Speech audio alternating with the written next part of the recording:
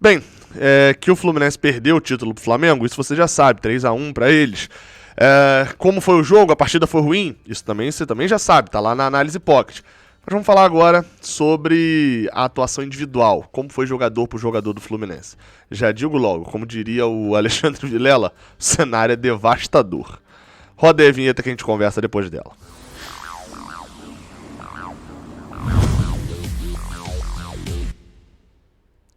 Seja bem-vindo, você guerreira de todo o Brasil e de todo mundo. Aqui é o canal Raiz Tricolor. Eu sou Gabriel Amaral, sou jornalista por formação e sou tricolor de coração. Deixe seu like aqui embaixo, se inscreva aqui no canal e vamos embora falar sobre Marcos Felipe. Goleiro do Fluminense e que, sem dúvidas, foi nessa partida o pior em campo. Gabriel, mas você não é o cara que defende Marcos Felipe?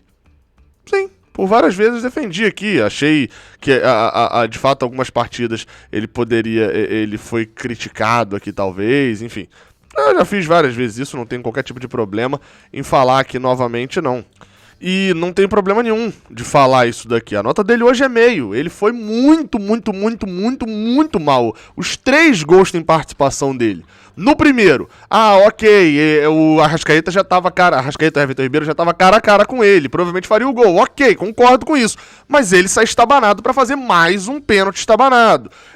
O segundo gol, era totalmente possível de se pegar aquela bola passou entre os braços dele, e o terceiro, ele até não era uma bola simplesinha de encaixar, né, mas pô, se não é uma bola simplesinha de encaixar, não tenta encaixar, ele tentou e soltou.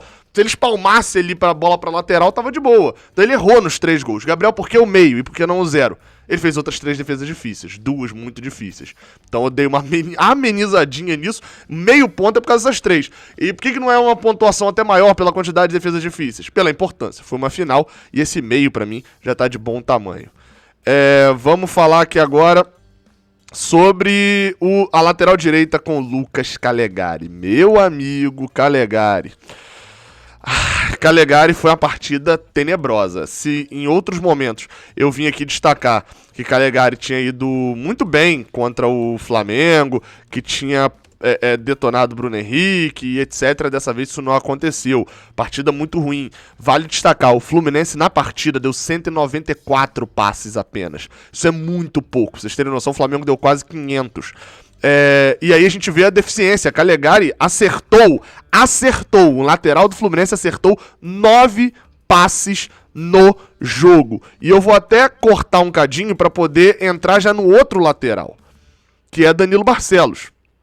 E que eu acho justo colocar aqui nessa análise também, porque a nota de Danilo Barcelos não é muito diferente da de Calegari.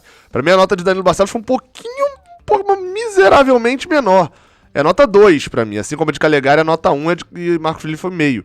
Por quê, Gabriel? Porque pra mim, a partida de Danilo Barcelos é igualmente ruim, com um fator preponderante de Calegari, ter a maioria das jogadas do Flamengo ter saído do lado dele, apesar dele não ter culpa, o segundo gol do Flamengo, que é pra mim o gol chave da partida, sai do lado dele, ele não teve culpa, mas nas costas dele.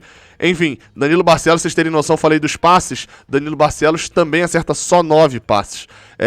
Então assim, são números que me incomodaram muito e acho que grande parte da deficiência do Fluminense no jogo passa pelo desempenho sofrível, tanto de Calegari quanto de Danilo Barcelos na lateral. Danilo Barcelos está, entre aspas, ganhando a posição agora.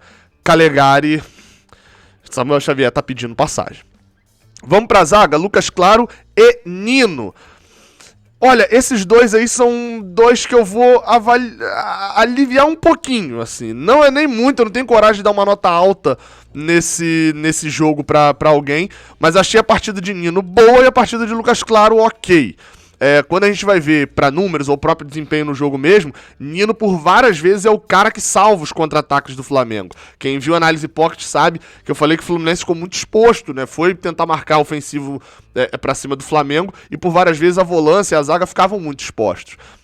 E Nino até lidou bem com isso, foi poucas vezes driblado. Lucas Claro foi até um pouco mais, né? Algo que antigamente era uma característica mais de Lucas Claro não ser.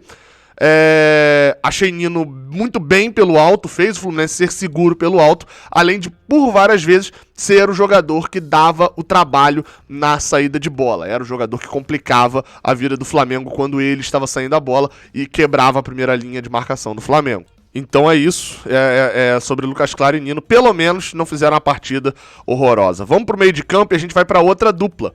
Dessa vez, Martinelli e Iago Felipe. Bem, aí são duas questões um pouco diferentes, né? Mas igualmente baixas. A partida de Martinelli não foi boa.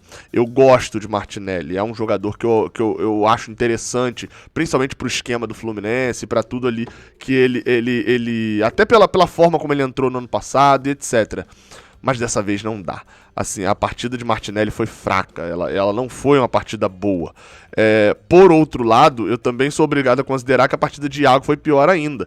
Quando a gente olha o volume de passes que os volantes do Fluminense deram, a gente se assusta. Os volantes do Fluminense deram, tô botando a nota aí na tela, 4 para Martinelli, 3 para Iago. Olha a quantidade de passes que eles deram. Martinelli tocou na bola 18 vezes, né? Acertou 18 passes.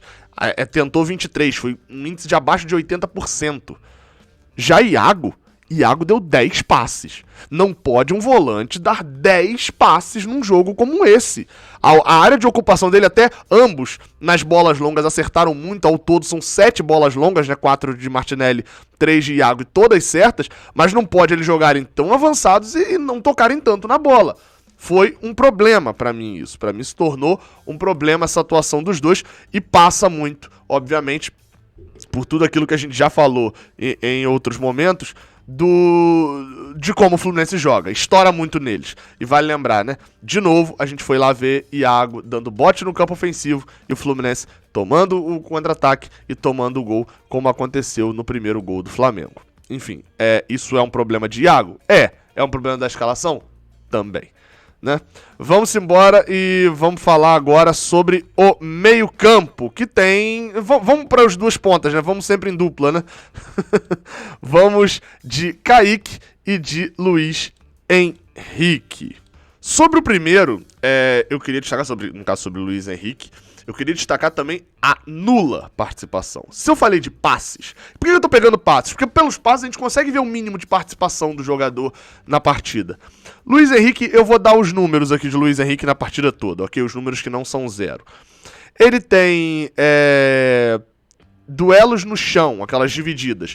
Ele tentou 3, ganhou 1. Ele perdeu a bola 2 vezes.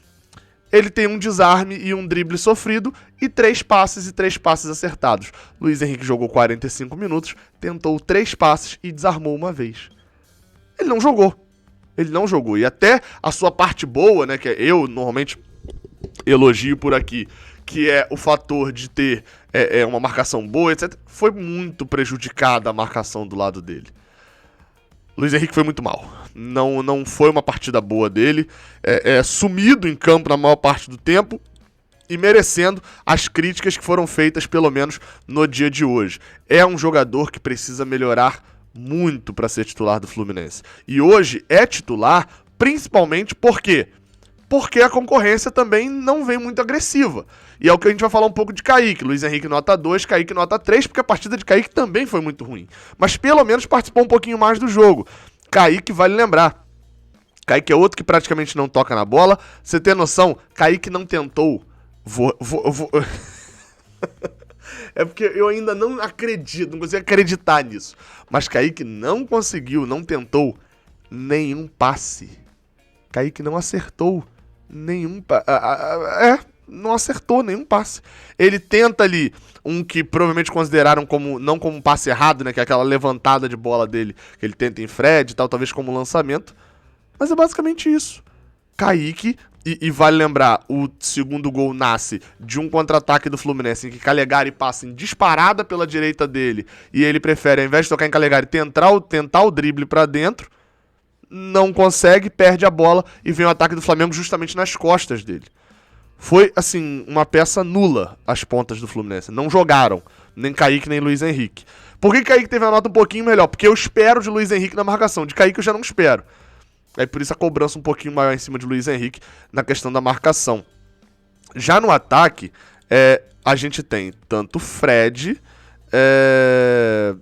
Calma aí, que a nota de Fred, obviamente, que não é essa aí, né? Tanto Fred quanto Nenê, né? Ambos aí no ataque. A gente vai dar uma olhada aí neles. Vamos lá. Fred e Nenê. Sobre os dois, né? Vamos começar com Fred. Sobre Fred, vale se destacar, pouco participa do jogo também, não é para participar muito, não é o jogador que vai participar muitas vezes. Fez um gol. Tá ali para fazer o gol, fez a sua parte, deixou o seu gol e bateu bem o pênalti, chamou a responsabilidade, não deixou para Nenê bater, fez o certo, nota 6,5. Sobre Nenê, a partida de Nenê foi fraca. Foi mais uma vez uma partida apagada. Quem joga nessa posição não pode ser apagado e o Fluminense sofreu, aí não tanto por uma coisa que é só dele, mas principalmente porque era ele que estava jogando na questão da marcação. Mas vale destacar números de Nenê também, né? São 7 passes certos. 50%, 58% de acerto. Não pode um meio-campista do Fluminense ter 7 passes certos.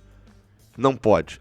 Nenê, nos lançamentos, nesses outros tipos de bola, nenhum destaque. Foram 4 tentadas e 1 só acertado. Ou seja, é uma partida ruim de Nenê. E que só não é pior a nota aqui, porque, afinal de contas, ele saiu relativamente cedo. Vamos para os reservas. E a gente vem no banco de reservas, começa com a dupla de pontas que entraram no intervalo, Gabriel Teixeira e Caio Paulista. São atuações inversas? Diria que inverso seria uma palavra boa, porque um foi espetacular e o outro mal.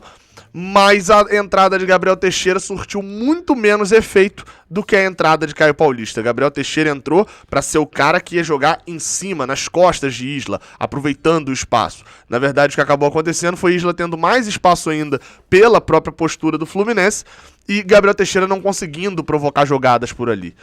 Uma nota 4, porque teve só o segundo tempo para jogar, acabou não sendo mais participativo, obviamente, do que Kaique e do que Luiz Henrique, né? Difícil seria ser menos participativo do que os dois, porém, há de se destacar que também nada de espetacular o que Gabriel Teixeira fez, nada de se notar de algo como positivo feito por ele, diferente de Caio Paulista. Entrou bem.